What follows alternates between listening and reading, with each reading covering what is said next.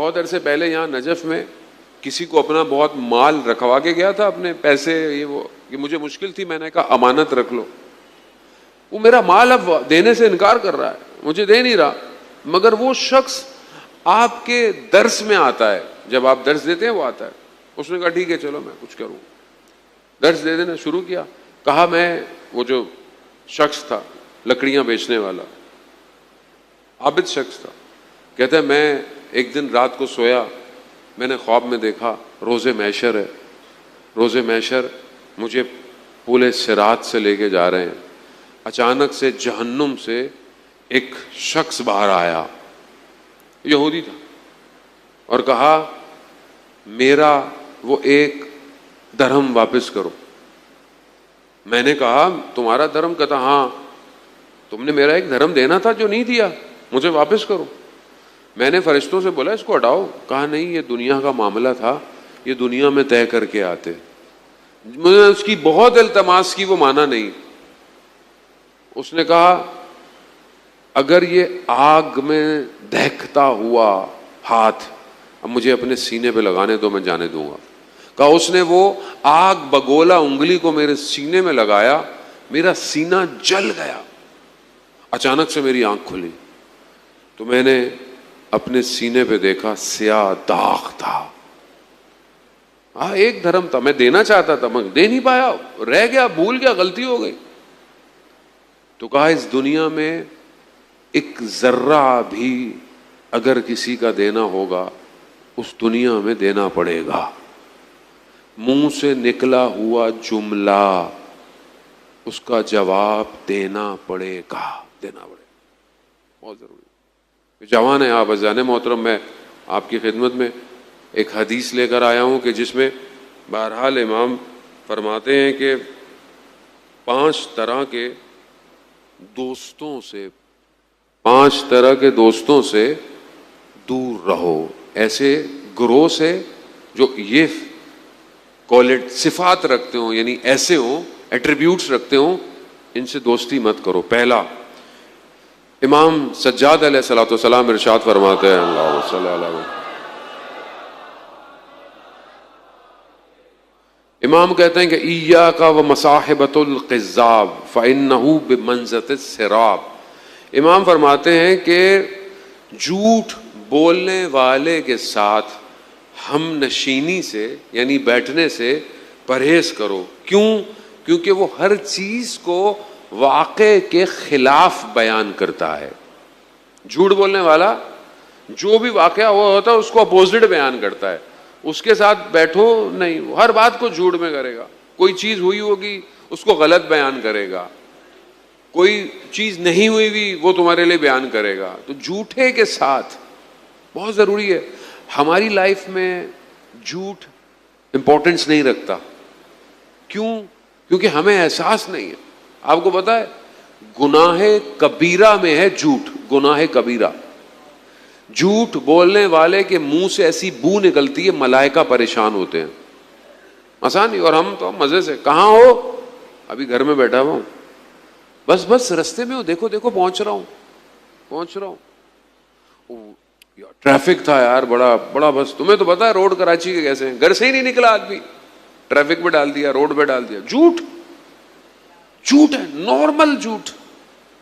ہمارے ایک بزرگ فرماتے تھے، خدا ان کے درجات بلند فرمائے، وہ کہتے تھے ٹیلی فون پہ جو پوچھتے ہو کیا کر رہے ہو تو آپ کیا بولتے ہیں؟ کچھ نہیں کر رہا. کہا جھوٹ ہے بھائی، کچھ تو کر رہے ہو، بیٹھے ہوئے ہو، کھا رہے ہو، پی رہے ہو، پڑھ رہے ہو، جا رہے ہو، کچھ نہیں کر رہا. جھوٹ ہے یہ. تو جھوٹے دوست کے ساتھ مت بیٹھو، یہ واقعے کو مخالف سمت میں پیش کرتا ہے. دوسرا، امام فرماتے ہیں وَإِيَّاكَ مَصَاحِبَةُ الْبَخِيلِ، کنجوس کے ساتھ، بخیل کے ساتھ مت بیٹھو. کیوں؟ کیونکہ جب تمہیں ضرورت پڑے گی تو وہ اس ضرورت میں تمہارے کام نہیں آئے گا. دوست نہیں رکھو، ایسے لوگوں کے ساتھ نہیں بیٹھو. جب تمہیں ضرورت پڑے اور وہ تمہیں نہ دے، فائدہ ایسی دوستی کا. دوست تو وہی ہے جو ضرورت میں کام آئے. تیسرا، امام فرماتے ہیں کہ احمق اور کم عقل کے ساتھ ہم نشینی، دوستی، اٹھنا بیٹھنا مت کرو. کیوں؟ کیونکہ وہ تمہیں فائدہ سے زیادہ نقصان پہنچائے گا. کم عقل دوست ایسے ہی ہوتے ہیں نا, بعضوں کا لو اس نے مروا دیا بھائی, اچھے خاصے اللہم صلی علی محمد وعلی. کم عقل یہی ہے, آپ کو بیچ دیتا. کربلا میں کافی لوگ ایسے تھے جنہوں نے دنیاوی چیزوں کی خاطر اپنے دین کو بیچ دیا. یہاں بریکٹ میں آپ کو بتاؤں کیوں عمر ابن سعد جیسے شخص کا انتخاب کیا, کیوں کیا آپ جانتے ہیں؟ سخت ترین شخص بھی لایا جا سکتا تھا, نہیں لائے. احمق شخص کو لائے, احمق کے ذریعے سے کربلا کو قائم کیا. کیوں؟ کیونکہ جسے پہلے دن پتہ ہی نہیں تھا کہ ہونے والا کیا ہے, آگے کیا کرنا ہے, آخری وقت تک اسے نہیں پتا. اور امام اس کو سمجھا رہے ہیں کہ تمہیں مال چاہیے, تمہیں مقام چاہیے, تمہیں اپنے گھر کا خوف ہے, ہم تمہیں امنیت دیتے ہیں, ہم تمہیں سیکیورٹی دیتے ہیں, ہم تمہیں مال دیتے ہیں. احمق تھا, وہ بھی جانتا تھا ابن زیاد کس کو بھیجا ہے, احمق کو بھیجا تھا. جو کہہ رہا ہے ہاں مجھے پتا ہے یہ رسول کے نواسے ہیں مگر میں کیا کروں, دنیا تو ہے. احمق امام کا قاتل بن گیا. تو یہ آسان نہیں ہے. ایسے ائمہ کوئی چیز بغیر مقصد کے بیان نہیں کرتے.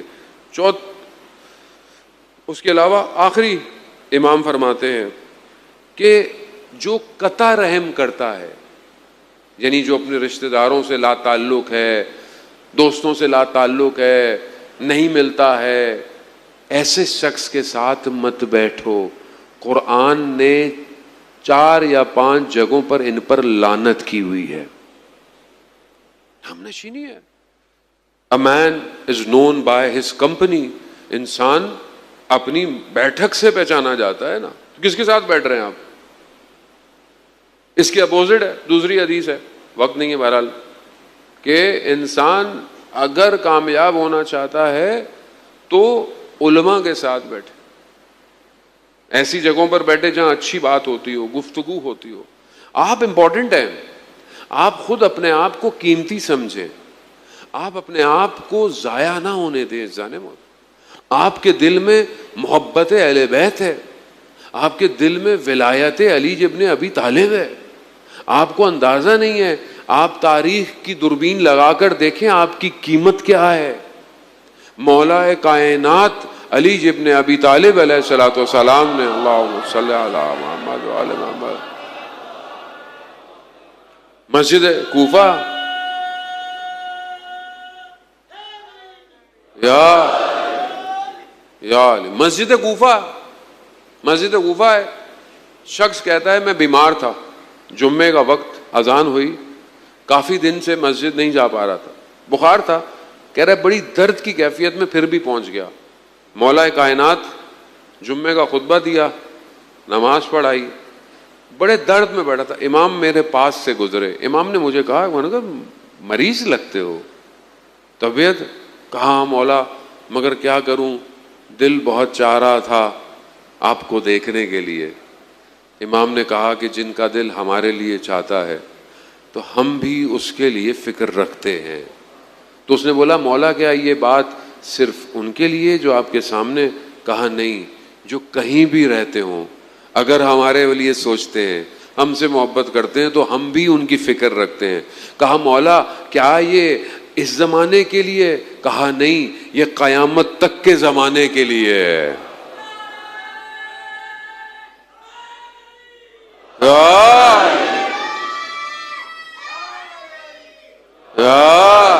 وزان محترم, بہرحال میں اپنی گفتگو کو بند کروں اور اپنی اختتام کی طرف آؤں. ذمہ داری